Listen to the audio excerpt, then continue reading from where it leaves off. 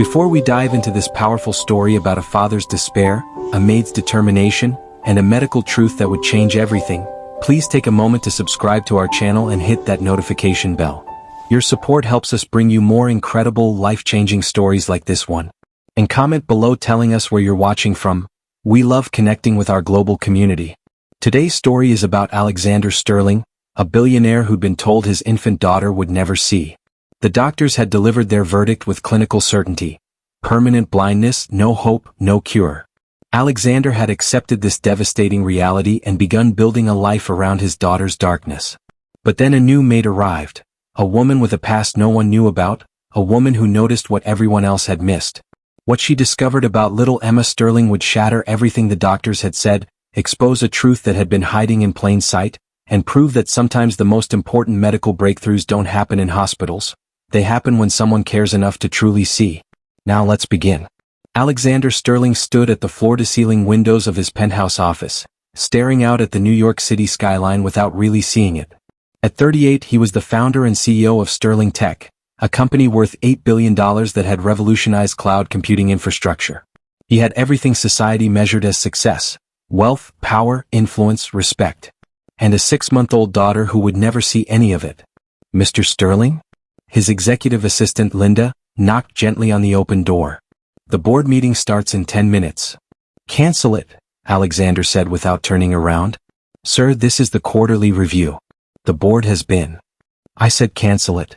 Alexander's voice was flat, emotionless. Postpone it until next week. Or the week after. I don't care.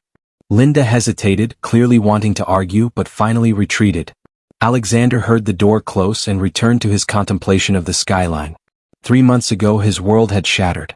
His wife, Catherine, had died from complications following their daughter Emma's premature birth. The doctors had tried everything, but Catherine had developed sepsis that wouldn't respond to antibiotics. She'd held Emma once, whispered "I love you" to Alexander, and then she was gone. Alexander had barely processed his grief before the next devastating blow landed. Emma had been born at 28 weeks, tiny, fragile, requiring weeks in the NICU. During those weeks, the neonatologists had noticed something wrong with her eyes. Tests were run. Specialists were consulted. And finally, Dr. Patricia Morrison, one of the country's leading pediatric ophthalmologists, had delivered her verdict. Mr. Sterling, I'm so sorry. Emma has severe retinopathy of prematurity that has caused complete retinal detachment in both eyes. We attempted laser surgery, but the damage was too extensive. Your daughter is permanently blind. She will never have vision. Never. Such a final word. Such an absolute pronouncement. Alexander had gotten second opinions. Third opinions. He'd flown Emma to specialists in Boston, Los Angeles, Switzerland, Germany. He'd spent hundreds of thousands of dollars on consultations with the world's best ophthalmologists. Every single one had said the same thing. Emma Sterling would live her life in permanent darkness. There was no cure, no treatment, no hope. So Alexander had done what he did best. He'd adapted. He'd hired specialists to help him prepare for raising a blind child. He'd had his penthouse renovated to be completely accessible. He'd purchased every assistive device, every specialized tool. He'd hired a nanny with extensive experience caring for visually impaired children. Mrs. Dorothy Hutchinson had come with impeccable credentials, 30 years of experience, references from prominent families, specialized training in developmental support for blind infants. She was professional, efficient, and treated Emma with clinical competence. She was also cold, rigid, and seemed to view Emma more as a medical case than as a child. But Alexander told himself that didn't matter. What mattered was that Emma received proper care from someone who understood her disability. His phone buzzed with a text from Mrs. Hutchinson. Emma is crying again. Nothing I do settles her. This is the 3rd episode today. Perhaps you should come home. Alexander felt the familiar clench of anxiety in his chest.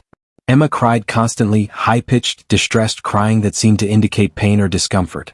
Multiple doctors had examined her, finding nothing wrong beyond her blindness. They'd attributed the crying to normal infant fussiness, possibly amplified by the stress of her disability. But Alexander knew his daughter's cries weren't normal. He'd heard other babies cry, fussy, hungry, tired crying that was easily soothed. Emma's cries were different. They were desperate, as if she were trying to communicate something important that no one understood. I'm coming home, Alexander texted back. The drive from his office to his Upper East Side penthouse took 20 minutes through midday Manhattan traffic. Alexander used the time to call Dr. Morrison again. Dr. Morrison, it's Alexander Sterling. Emma is still crying excessively. I know you said it's normal, but I'm convinced something is wrong. Can we schedule another appointment? Mr. Sterling, Dr. Morrison said with barely concealed impatience, we've examined Emma extensively. She's a blind infant adjusting to her disability. Excessive crying is common in children with sensory impairments. You need to be patient and let her adapt. But what if it's not just adaptation? What if something else is wrong? We've ruled out everything else. Emma is healthy apart from her blindness. I understand you're grieving and anxious, but you need to accept your daughter's condition and focus on giving her the best life possible within her limitations. Within her limitations. Alexander hated that phrase. It felt like giving up, like accepting defeat. Thank you, doctor, Alexander said coldly and ended the call. When he arrived home, he found Mrs. Hutchinson in the nursery, standing several feet away from Emma's crib, her arms crossed, her expression disapproving. Emma was indeed crying, that desperate, heartbreaking sound that made Alexander feel helpless and panicked. How long has she been crying? Alexander demanded, immediately moving to the crib and lifting Emma into his arms. 20 minutes this time, Mrs. Hutchinson said. I've changed her diaper, attempted feeding, checked her temperature, done everything the care plan specifies. She simply needs to learn to self-soothe. She's 6 months old, Alexander said, rocking Emma gently. She can't self-soothe. Blind children need to develop independence early, Mrs. Hutchinson said firmly. Constantly picking her up when she cries will create dependency and hinder her development. Alexander wanted to fire Mrs. Hutchinson right then. But she was the 8th nanny he'd hired in 3 months. The others had all quit, unable to handle Emma's constant crying or unwilling to commit to caring for a disabled infant. Mrs. Hutchinson at least had experience and wouldn't abandon them, even if she had the warmth of a medical textbook. I've got her, Alexander said. You can take the rest of the day off. Mrs. Hutchinson looked affronted. Mr. Sterling, consistency is important for blind children. Disrupting the routine. I said you can go, Alexander interrupted, his tone brooking no argument. After Mrs. Hutchinson left with obvious disapproval, Alexander carried Emma to the rocking chair and sat down, holding his daughter close. She was so small, barely 15 pounds, with her mother's dark hair and delicate features. Her eyes, which should have been bright and curious, were clouded and unfocused, staring at nothing. I'm here, baby girl, Alexander murmured, rocking gently. Daddy's here. I've got you. Emma's cries gradually subsided to whimpers, then hiccups, then finally silence as she relaxed against her father's chest. Alexander continued rocking, his own tears falling silently into his daughter's hair. I'm sorry, Emma, he whispered. I'm sorry I can't fix this. I'm sorry you'll never see your mother's face, never see me, never see the world. I'm sorry for everything you're going to miss. I'd give anything, every dollar I have, every success I've achieved, if I could give you sight. But I can't. And I don't know how to help you. They sat together in the quiet nursery, father and daughter, both lost in darkness. Emma in the literal darkness of her blindness, Alexander in the darkness of grief and helplessness. The next morning, Alexander woke to his phone ringing. It was Linda. Mr. Sterling, I'm sorry to call so early, but Mrs. Hutchinson just contacted me. She's resigning effective immediately. She says the position is untenable and she can no longer work under these conditions. Alexander closed his eyes, feeling defeat wash over him. Did she say what specifically was untenable? She said, and I'm quoting, Mr. Sterling undermines my professional judgment, refuses to follow the care plan, and coddles the child excessively. I cannot work in an environment where my expertise is not respected. Fine. Pay her whatever severance we owe and start looking for a replacement. That's going to be difficult, sir. Word has gotten around. We've already gone through 8 nannies. The agencies are reluctant to send more candidates. Alexander felt panic rising. What am I supposed to do? I can't care for Emma alone and run a company. Perhaps you should consider a different approach, Linda suggested carefully. Instead of specialized nannies, what about someone with general childcare experience but a more flexible, compassionate approach? Someone less focused on protocols and more focused on connection. Do you have someone in mind? Actually, yes. My sister works at a domestic employment agency. They have a candidate who came highly recommended. Excellent with children, warm personality, very intuitive. She doesn't have specific experience with blind children, but she has a track record of connecting with difficult cases. What's her name? Sophia Chin. She's 29, has worked as a nanny for 6 years, and has consistently excellent references. My sister says families rave about her ability to understand what children need. Send me her information. I'll interview her today if she's available. 2 hours later, Sophia Chin sat in Alexander's living room, and he found himself reassessing his assumptions about what a nanny should be. She was nothing like Mrs. Hutchinson. Where Mrs. Hutchinson had been stiff and formal, Sophia was warm and approachable. Where Mrs. Hutchinson had dressed in severe professional attire, Sophia wore comfortable jeans and a simple sweater. Where Mrs. Hutchinson had exuded clinical competence, Sophia radiated genuine compassion. Mr. Sterling, Sophia said, her voice gentle, Linda told me about your daughter's situation. I want to be honest with you, I don't have specialized training in caring for blind children. But I do have something I think might be more important. The ability to listen to what children are trying to tell us, even when they can't use words. What do you mean? Alexander asked. I've worked with children who had various challenges. Developmental delays, autism, anxiety disorders, medical conditions. And what I've learned is that children communicate constantly. Most adults just don't know how to listen. They get caught up in protocols and care plans and expert recommendations. They forget to actually observe the child and respond to what the child is showing them. Emma cries constantly, Alexander said.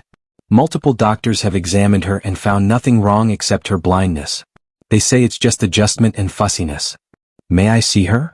Sophia asked. Alexander led Sophia to the nursery where Emma was awake in her crib, making small fussing sounds that would soon escalate to crying. Sophia approached slowly, speaking softly. Hello, Emma. My name is Sophia. I'm going to spend some time with you if that's okay. She didn't immediately pick Emma up or touch her. Instead, she observed carefully, watching Emma's movements, her reactions, the way she turned her head toward sounds. May I? Sophia asked Alexander, gesturing toward Emma. Of course. Sophia gently lifted Emma from the crib, cradling her carefully. Emma immediately stiffened, preparing to cry. But instead of rocking her or walking around or trying to distract her, Sophia did something unexpected.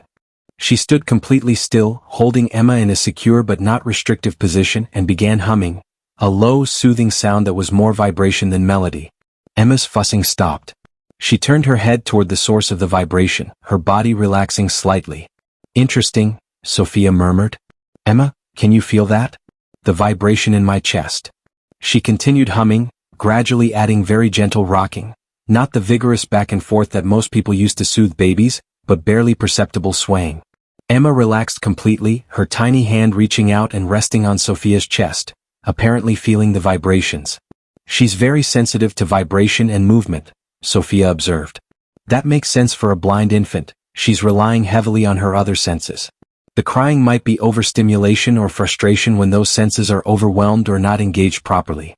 The other nannies tried rocking her, Alexander said. But probably too vigorously.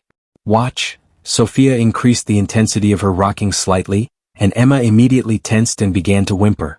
Sophia returned to the barely there movement, and Emma relaxed again. She needs subtle, gentle input, Sophia explained. Not loud or intense. Mrs. Hutchinson probably approached childcare the way most people do, with what works for sighted children. But Emma isn't a sighted child. She's processing the world completely differently. We need to meet her where she is, not where we think she should be. Alexander felt hope stirring for the first time in months. You could help her? You could figure out what she needs. I can try, Sophia said. But Mr. Sterling, I need you to understand something. I'm not a medical professional. I can't cure Emma's blindness or make the crying stop completely. What I can do is learn her language, figure out what she's trying to tell us, create an environment that works for her specific needs, help her feel safe and understood. That might reduce the crying. It might make her more comfortable. But there are no guarantees. When can you start? Alexander asked. Sophia smiled. Tomorrow morning if you'd like. Tomorrow is perfect. After Sophia left, Alexander returned to the nursery where Emma was asleep in her crib, peaceful for the first time in hours. He watched his daughter sleep and allowed himself to feel cautious optimism. Maybe Sophia was right. Maybe Emma had been trying to communicate something all along and everyone, including Alexander, had been too focused on her blindness to hear what she was actually saying. Maybe there was hope after all. Sophia started the next morning, arriving at 8 a.m. with a warm smile and a bag full of what she called exploration materials. She brought items with different textures, sounds, and weights, soft fabrics, musical instruments, items that vibrated or made gentle sounds. "Before we do anything else," Sophia said, "I need to spend time just observing Emma, learning her patterns, her preferences, what makes her comfortable or uncomfortable. Is that okay?" "Of course," Alexander said. "Do whatever you think is best." For the next several hours, Sophia did exactly what she promised. She observed. She held Emma, rocked her, talked to her, offered different items for Emma to touch and explore. She made notes about Emma's reactions, about when she seemed engaged versus overwhelmed, about what helped her calm down versus what made her more agitated. Alexander found himself watching Sophia work, marveling at her patience and intuition. She treated Emma not as a disabled child to be managed, but as a person to be understood. "I'm noticing something," Sophia said around noon. "Emma seems to favor her right side. When I hold items out for her to explore, she consistently reaches with her right hand and turns her head to the right. The left side seems less responsive." "The doctor said her blindness is equal in both eyes," Alexander said. "I'm not talking about her eyes," Sophia said carefully. "I'm talking about overall responsiveness. Has anyone checked her hearing?" "Her hearing?" Alexander felt his stomach drop. "No, I don't think so. Everyone's been so focused on her eyes. Mr. Sterling, I'm not a doctor, but I've worked with enough children to recognize certain patterns.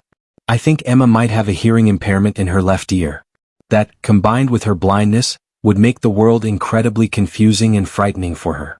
She's trying to navigate entirely through touch and sound, but if the sound information is incomplete or distorted, that would explain the crying," Alexander finished, understanding dawning. "She's not just blind. She might be partially deaf too, and no one's even checked. We need to verify this with an audiologist," Sophia said. "But Mr. Sterling, if I'm right, it could change everything about how we support Emma. We might not be able to cure her blindness, but hearing loss, that's potentially treatable. Hearing aids, cochlear implants, various interventions could help." Alexander felt a surge of emotion, hope mixed with anger. How did 8 nannies and half a dozen doctors miss this? Because everyone was focused on the obvious disability, her blindness. They weren't looking for other issues. And honestly, hearing loss is harder to detect in infants, especially infants who are already dealing with visual impairment. Alexander immediately called Dr. Morrison. "Dr. Morrison, I need you to arrange a hearing test for Emma. Comprehensive evaluation. As soon as possible." "Mr. Sterling, I don't think." "I'm not asking your opinion," Alexander said coldly. "I'm telling you to arrange the test. Today if possible." 4 hours later, Alexander sat in the audiology department of New York Presbyterian Hospital while a team of specialists conducted a complete hearing evaluation on Emma. They used specialized equipment designed for infants, testing her responses to various frequencies and volumes. After 2 hours of testing, the audiologist, Dr. James Reed, sat down with Alexander and Sophia to review the results. "Mr. Sterling, your nanny's instincts were correct.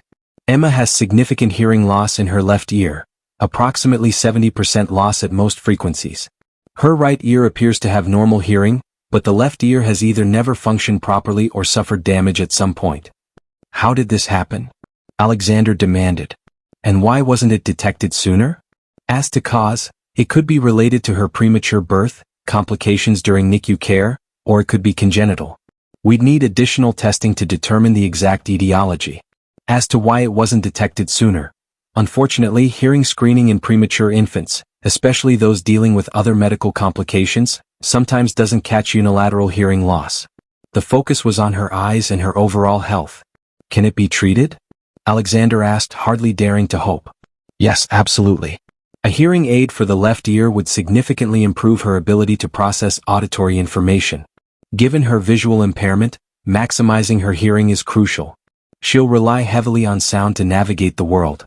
Having only one functioning ear puts her at a serious disadvantage."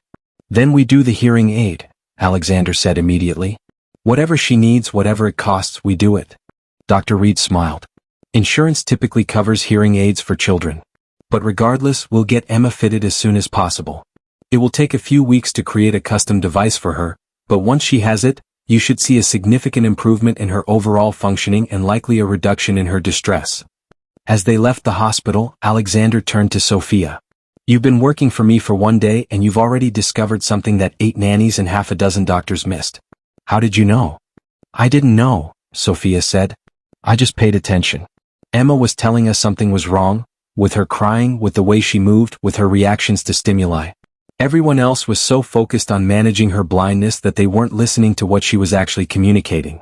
You listened, Alexander said. Thank you for listening when everyone else, including me, was too caught up in despair to see what was right in front of us. It's what I do, Sophia said simply. Children are always telling us what they need. We just have to be willing to hear them. That night, as Alexander held Emma and told her about the hearing aid she'd be getting, he felt something shift inside him. For 3 months, he'd been consumed by grief and hopelessness, convinced his daughter would live in darkness and silence forever. But Sophia had shown him that Emma was already communicating, already engaging with the world in her own way. Yes, she was blind. And yes, she had hearing loss. But she was also smart, aware, and far more capable than anyone had given her credit for. The crying had been her way of telling them something was wrong. And finally, someone had listened. As Emma drifted off to sleep in his arms, more peaceful than Alexander had seen her in months, he made a decision. He wouldn't give up on his daughter. He wouldn't accept limitations without questioning them. And he would make sure Emma always had people around her who would truly listen to what she was trying to say. Starting with Sophia Chin, the maid who'd seen what everyone else had missed, who'd listened when others had only tried to manage, who'd given Alexander back something he thought he'd lost forever, hope for his daughter's future. 3 weeks after Sophia's arrival, Emma received her hearing aid, a tiny device designed specifically for infants, custom-fitted to her left ear. The audiologist had warned them that adjustment would take time, that Emma would need to learn to process the new auditory information. But the moment they activated the device and Emma heard balanced sound for the first time in her life, the change was immediate and profound. Her eyes, those clouded, unseeing eyes, widened slightly. Her head turned back and forth as if trying to locate the source of suddenly clear sounds. And then she made a sound that Alexander hadn't heard in 3 months. She laughed. It was a small, surprised laugh, but it was genuine joy. She can hear, Alexander whispered, tears streaming down his face. She can actually hear properly. She could always hear from the right side, Dr. Reed reminded him gently. But now she has balanced, bilateral hearing. The world suddenly makes much more sense to her. Over the next days and weeks, the transformation in Emma was remarkable. With proper hearing in both ears, she became calmer, more engaged, more interactive. The desperate crying that had characterized her first 6 months of life decreased dramatically. She still cried when she was hungry, tired, or uncomfortable, normal baby crying. But the constant, distressed crying stopped. Sophia worked with Emma daily, helping her learn to use her improved hearing to navigate her world. She introduced Emma to different sounds, helped her associate sounds with actions, began teaching her through auditory cues what her vision couldn't tell her. Listen, Emma, Sophia would say, shaking a rattle. This is a rattle. Hear how it sounds? Now, can you reach for it? Emma would reach out, guided by sound, and grasp the rattle. When she succeeded, Sophia would celebrate enthusiastically, teaching Emma that her achievements mattered, that she was capable despite her challenges. Alexander watched these interactions with growing admiration for Sophia. She treated Emma not as a disability to be managed, but as an intelligent child learning to navigate an unusual sensory world. You're amazing with her, Alexander said one evening after Emma was asleep. He and Sophia had fallen into a routine of debriefing each day over coffee after Emma's bedtime. She's amazing, Sophia corrected. Emma is incredibly resilient. She's processing the world in ways most people can't even imagine, and she's doing it with curiosity and determination. That's all her, not me. But you brought it out, Alexander insisted. Before you came, everyone, including me, was focused on what Emma couldn't do. You focused on what she could do. Sophia was quiet for a moment, then said carefully, Mr. Sterling, can I tell you something? Something I haven't told my other employers? Please call me Alexander. And yes, tell me anything. I wasn't always a nanny. 3 years ago, I was a pediatric resident at Columbia Presbyterian Hospital. I was training to be a pediatrician. Alexander looked at her in surprise. What happened? I had a patient, a little boy named Marcus, 4 years old, admitted for persistent vomiting. The attending physician diagnosed him with cyclic vomiting syndrome, a benign condition that's uncomfortable but not dangerous. I disagreed. Something about Marcus's symptoms didn't fit. But I was just a resident, and the attending was a senior doctor with 20 years of experience. Who was I to question his diagnosis? Sophia's voice grew thick with emotion. I should have insisted. I should have pushed harder for more tests. But I didn't. I deferred to the attending's expertise. And 3 days later Marcus died. It wasn't cyclic vomiting syndrome. It was a brain tumor causing increased intracranial pressure. The vomiting was a symptom of something deadly, and we missed it because everyone was so focused on the most obvious, most common explanation. Oh, Sophia, Alexander said softly. I quit my residency after that. I couldn't forgive myself. I couldn't trust my own judgment or anyone else's. I was drowning in guilt and grief. So I walked away from medicine and became a nanny, a job where the stakes felt lower, where I could help children without the weight of life and death decisions. But you still use your medical training, Alexander observed. I can't help it. When I look at a child, I see them through that lens, not just their emotional needs but their physical health, their development, the potential issues that might be hiding beneath obvious symptoms. That's why I noticed Emma's hearing loss. Because I was trained to look beyond the obvious diagnosis. You saved her, Alexander said. If you hadn't noticed the hearing issue, Emma might have gone years without proper treatment. Her development would have been significantly impaired. You saved my daughter, Sophia. I didn't save her, Sophia protested. I just paid attention. Something I should have done 3 years ago with Marcus. You can't blame yourself forever for that, Alexander said gently. You were a resident, learning in a system that teaches deference to authority. Marcus's death was a tragedy, but it wasn't your fault. It feels like my fault, Sophia whispered. They sat in silence for a moment, and Alexander found himself seeing Sophia in an entirely new light. She wasn't just a nanny. She was a trained physician who'd walked away from her career because of trauma and guilt. She was someone who understood medicine, understood children, and was using those gifts to help Emma despite her own pain. Have you thought about going back to medicine? Alexander asked. Every day, Sophia admitted. But I'm scared. Scared I'll make another mistake. Scared I'll miss something crucial again. Scared that a child will die because I'm not good enough. What if you didn't go back to traditional medicine? Alexander suggested. What if you used your training differently? You could specialize in complex cases, in children with multiple challenges, in situations where the standard protocols aren't working.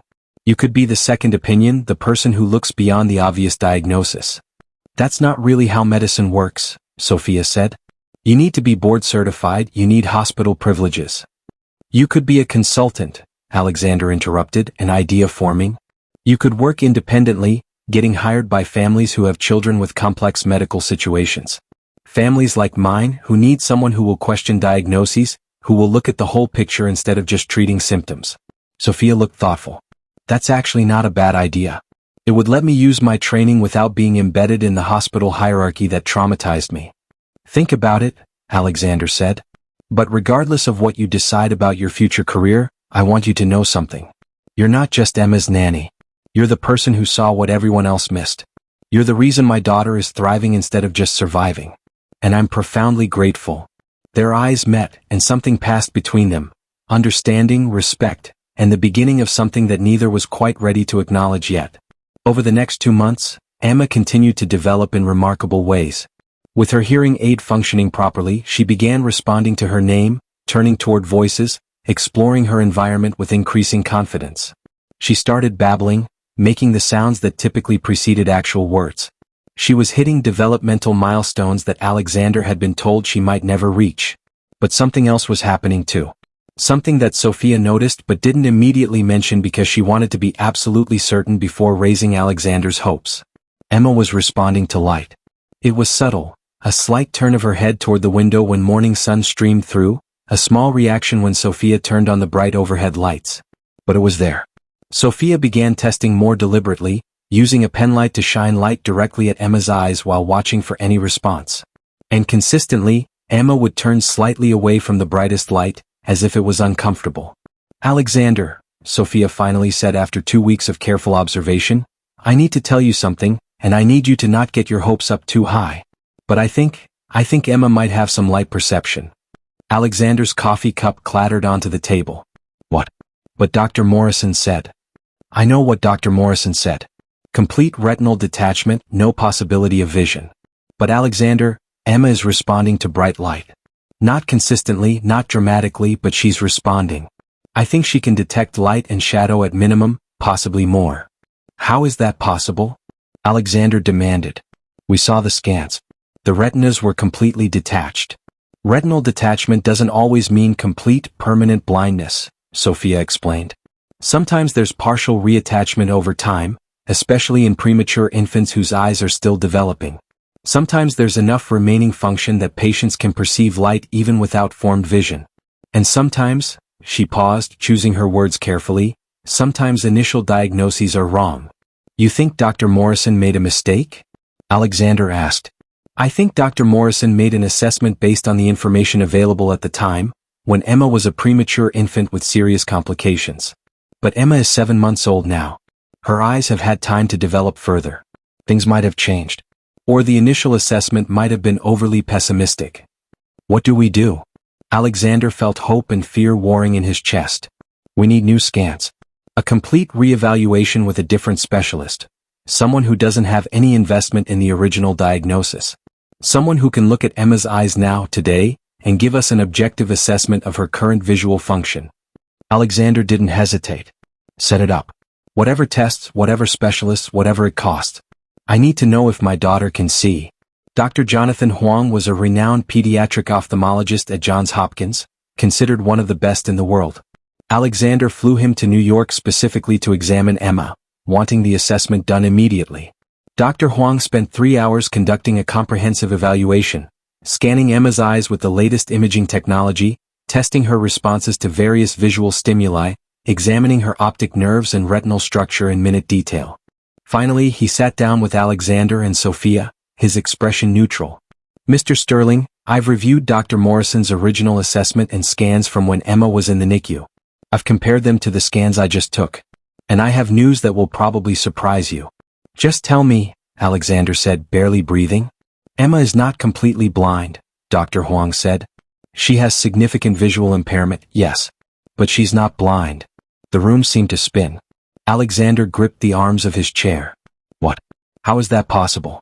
Dr. Morrison said. Dr. Morrison examined Emma when she was a very sick premature infant with serious complications. At that time, Emma did have severe retinopathy of prematurity with what appeared to be complete retinal detachment bilaterally.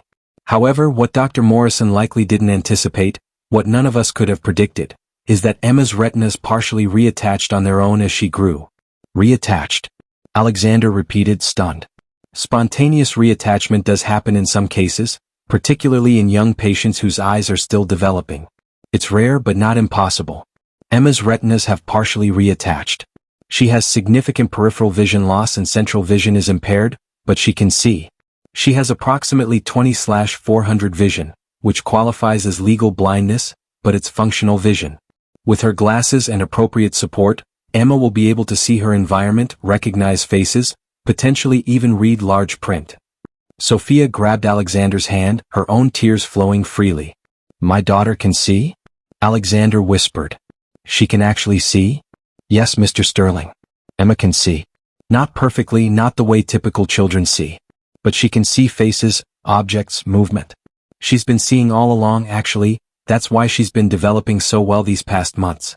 We just didn't realize it because everyone had accepted the original diagnosis without questioning it. Why didn't Dr. Morrison know? Alexander asked. Why didn't she recheck? Because once a diagnosis is made, particularly by a respected specialist, it becomes very difficult to question, Dr. Huang said diplomatically. Dr. Morrison believed, based on her examination of a critically ill preterm infant, that Emma was permanently blind. She had no reason to recheck because as far as she knew, there was nothing to recheck. The damage was done, permanent, irreversible. Except it wasn't. Emma's eyes kept developing, kept healing, and achieved a level of function no one expected. Sophia knew, Alexander said, looking at her with profound gratitude. Sophia noticed she was responding to light. Miss Chin has excellent observational skills, Dr. Huang said. She saw what others missed because she was looking at the child instead of the diagnosis. Can Emma's vision be improved further? Alexander asked. Surgery, treatment, anything? Possibly. As she grows, we'll monitor her closely. There may be interventions that can help. Corrective lenses will definitely help maximize the vision she has. But Mr. Sterling, I want to manage your expectations. Emma will always have significant visual impairment. She'll always need support and accommodations. But she's not living in total darkness. She can see her father's face. She can see the world around her. That's more than anyone thought possible. After Dr. Huang left, Alexander sat in stunned silence, processing everything he'd just learned. Emma wasn't blind. All these months of grief and despair, of preparing for a daughter who would never see, all of it based on a diagnosis that had been wrong. How do you feel? Sophia asked gently. I don't know, Alexander admitted. I'm grateful, God, I'm so grateful. But I'm also angry. Angry at Dr. Morrison for not rechecking, for being so certain when she shouldn't have been. Angry at myself for not questioning her, for accepting her word without seeking other opinions sooner. Emma has been able to see for months and I've been treating her like she couldn't. I've been grieving for something that wasn't even real. You were following medical advice from a respected specialist, Sophia said. You're not a doctor. You had no reason to question her diagnosis. Alexander, you did everything right. You sought multiple opinions, you hired specialists, you prepared to give Emma the best possible life within what you believed were her limitations. That's good parenting. But if you hadn't noticed, Alexander's voice broke. If you hadn't paid attention to how she was responding to light, we might have gone years without knowing she could see. But I did notice, Sophia said firmly. And now we know. Now Emma can get the support she needs for the vision she actually has instead of the vision we thought she'd lost. That's what matters, not the mistakes that were made, but the fact that we discovered the truth in time to help her. Alexander pulled Sophia into a hug, something he'd never done before with an employee. But Sophia wasn't just an employee anymore. She was the woman who'd saved his daughter twice. First by discovering the hearing loss, then by refusing to accept the blindness diagnosis without question. Thank you, Alexander whispered into Sophia's hair. Thank you for seeing my daughter when everyone else only saw her disability. Thank you for listening when she was trying to tell us something was wrong. Thank you for questioning what everyone else accepted as fact. You gave me back my daughter's future. Sophia held him tightly, her own tears soaking into his shirt. She's an amazing little girl. She deserves to be seen, in every sense of the word. When they pulled apart, both self-conscious about the intimacy of the moment, Alexander said, We need to get Emma proper glasses. Dr. Huang said corrective lenses could help maximize her vision. And we need to restructure her environment for someone with low vision instead of complete blindness. Different lighting, different contrast in colors, different positioning of objects. We'll figure it all out, Sophia assured him. But Alexander, the most important thing isn't the environmental accommodations or the glasses. It's making sure Emma knows that she's loved and valued exactly as she is, whether she can see perfectly, partially, or not at all. Her worth isn't determined by her visual acuity. You're right, Alexander said. But I can't help being relieved that she'll be able to see me, see the world. Even if it's imperfect vision, it's more than I thought she'd have. That evening, Alexander held Emma in his lap, looking at his daughter with new eyes. She looked back at him, her gaze not quite focused but definitely present. She could see him. Not clearly, not perfectly, but she could see. Hi, baby girl, Alexander said softly. Can you see Daddy? I can see you. And you're the most beautiful thing in the world. Emma reached up and touched his face, her small hand patting his cheek. Alexander didn't know if it was coincidence or if she was deliberately reaching for the face she could now see. He chose to believe the latter. I'm sorry I didn't know, Alexander whispered. I'm sorry I thought you were living in darkness when you could see all along. But I promise you, Emma, from now on I'll never accept limitations without questioning them. I'll never stop looking for ways to help you thrive. And I'll make sure you're always surrounded by people who see you, all of you, not just your disabilities but your abilities, your potential, your amazing spirit. Emma made a cooing sound and smiled at her father, a clear, deliberate smile directed at the face she could see. And Alexander felt his heart, which had been broken since Catherine's death and Emma's diagnosis, begin to heal. 2 weeks later, Emma received her first pair of glasses, specially designed for an infant with severe visual impairment. The lenses were thick and the frames were secured with a soft strap, but when Sophia placed them on Emma's face and adjusted them properly, the change was immediate. Emma's eyes widened behind the glasses. Her head swiveled, taking in her surroundings with obvious interest. She looked at Sophia, at Alexander, at the toys around her, as if seeing them clearly for the first time. Dada, Emma said distinctly, looking directly at Alexander. It was her first word. And she'd said it while looking at her father's face. Alexander couldn't hold back his tears. Yes, baby. Dada. I'm right here. Can you see me? Emma reached for him, her movement more coordinated now that she could actually see what she was reaching for. When Alexander picked her up, Emma patted his face again, this time clearly studying his features with her improved vision. She can see you, Sophia said, her own voice thick with emotion. Alexander, she can really see you. Over the next weeks and months, Emma's development accelerated rapidly now that she had both functional hearing and functional vision. She started crawling, exploring her environment with confidence she'd never shown before. She began pointing at objects she wanted, showing preferences, communicating through gestures and sounds and increasingly actual words. The transformation was miraculous. The baby who'd been written off as permanently blind and whose hearing loss had gone undetected for months was now thriving, hitting milestones, engaging with the world in ways no one had thought possible. Alexander reduced his hours at work, delegating more to his executive team, determined to be present for every moment of Emma's development. He wanted to make up for the months he'd spent in grief and despair, certain his daughter would never have a normal life. And through it all, Sophia was there, guiding Emma's development, celebrating her achievements, providing the specialized care that helped Emma maximize her abilities despite her remaining visual impairment. But something else was developing too. Something between Alexander and Sophia that went beyond employer and employee, beyond grateful father and dedicated caregiver. They'd become partners in raising Emma. They spent every evening together after Emma's bedtime, discussing her progress, planning activities, researching therapies. They shared meals, shared responsibilities, shared the joy of watching Emma thrive.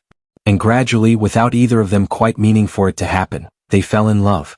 It was Sophia who acknowledged it first, 6 months after she'd started working for Alexander. We need to talk, she said one evening after Emma was asleep. Her tone was serious and Alexander felt a flash of panic. What's wrong? Is it Emma? Did you notice something? No, Emma's fine. This is about us. Sophia took a deep breath. Alexander, I think we've crossed some lines. Professional lines. The way we are together, the way we function as a family, it's not a typical employer-employee relationship anymore. It hasn't been for months. No, it hasn't, Alexander agreed carefully. Sophia, what are you saying? I'm saying that I'm in love with you, Sophia said, her voice shaking. I'm in love with you and with Emma. And I know that's completely inappropriate and probably violates every professional boundary, but I can't keep pretending that what I feel is just professional dedication. It's more than that. You're more than that. Alexander felt relief wash over him. Thank God. I've been in love with you for months, but I was terrified to say anything. I didn't want to make you uncomfortable or pressure you or make you feel like your job was contingent on returning my feelings. Sophia laughed through tears. You've been in love with me? Since when? Since you discovered Emma's hearing loss, Alexander admitted. Since you showed me that my daughter was still communicating, still engaging, still capable of so much more than anyone believed. You saw her, Sophia. You really saw her. And in doing that, you saved her life, not just medically but emotionally, developmentally, in every way that matters. How could I not fall in love with you? I fell in love with you when you chose to believe me over Dr. Morrison, Sophia said. When you immediately arranged for Emma's hearing test instead of dismissing my concerns. You listened to me even though I was just the nanny and she was a renowned specialist. You put Emma's needs ahead of your ego or your deference to authority. That's when I knew you were different from my previous employers, from the hospital hierarchy that traumatized me. That's when I started falling. They moved toward each other simultaneously, meeting in a kiss that was tender and passionate and full of months of suppressed feelings. When they broke apart, both were crying. What do we do now? Sophia asked. This is complicated. I'm your employee. I'm Emma's caregiver. If we pursue this and it doesn't work out, then we handle it like adults, Alexander said. But Sophia, I don't think it's not going to work out. I think we're meant to be together. I think you came into our lives exactly when we needed you, not just to help Emma but to help me too. To show me that life after Catherine's death wasn't just about surviving. That I could love again. That Emma and I could be happy again. I want to try, Sophia said. But we need to be careful. Emma has to be the priority. If pursuing a relationship compromises my ability to care for her. It won't, Alexander said firmly. You love her. That doesn't change just because you and I are together. If anything, it makes us a stronger team. We should probably tell people, Sophia said. Your family, friends. It's going to be gossip if we try to hide it. The billionaire and the nanny, it's like something from a romance novel. I don't care what people say, Alexander said. But you're right, we should be transparent. Starting with the most important person. Emma? Sophia asked. Emma, Alexander confirmed. She's too young to understand relationships, but she needs to see that the adults in her life are honest and open. That's the foundation we're building for her. 6 months later, on Emma's first birthday, Alexander stood in his penthouse surrounded by friends and family, watching as his daughter, wearing her special glasses, toddled around the room, exploring, laughing, engaging with everyone around her. She could see them. She could hear them. She was thriving in ways that had seemed impossible a year ago. Hard to believe she was supposed to be permanently blind, Alexander's mother commented, watching Emma with tears in her eyes. The doctors were so certain. They were working with the information they had, Alexander said generously. He'd long since moved past his anger at Dr. Morrison. He understood now that medicine wasn't always certain, that diagnoses could be wrong, that the human body was capable of surprising healing. What mattered wasn't that the original diagnosis had been wrong. What mattered was that Sophia had questioned it, had observed Emma carefully enough to notice what others had missed. She's a miracle, Alexander's mother said. And Sophia, she's wonderful with Emma. I'm so glad you found her. She found us, Alexander corrected. She came into our lives exactly when we needed her. Are you going to make it official? His mother asked, glancing meaningfully at Sophia, who was helping Emma open presents across the room. You've been together for 6 months. It's clear you love each other. Why wait? Who says I'm waiting? Alexander said with a smile. That evening, after the party was over and Emma was asleep, Alexander led Sophia to the balcony overlooking Manhattan. The city sparkled below them, full of lights and life and possibility. Sophia Chin, Alexander said, getting down on one knee and pulling out a ring he'd been carrying for weeks, waiting for the right moment. 1 year ago you walked into my life and changed everything. You discovered that my daughter could hear. You discovered that she could see. You gave me back hope when I'd lost it. You showed me that love was possible after grief. You became not just Emma's caregiver but her mother in every way that matters. And you became my partner, my best friend, the person I want to spend the rest of my life with. Sophia was already crying, her hands covering her mouth. I know we haven't been together long by conventional standards, Alexander continued. But I've never been more certain of anything. I love you. Emma loves you. We need you. Will you marry me? Will you officially become Emma's mother and my wife? Will you let me spend the rest of my life showing you how grateful I am that you came into our lives?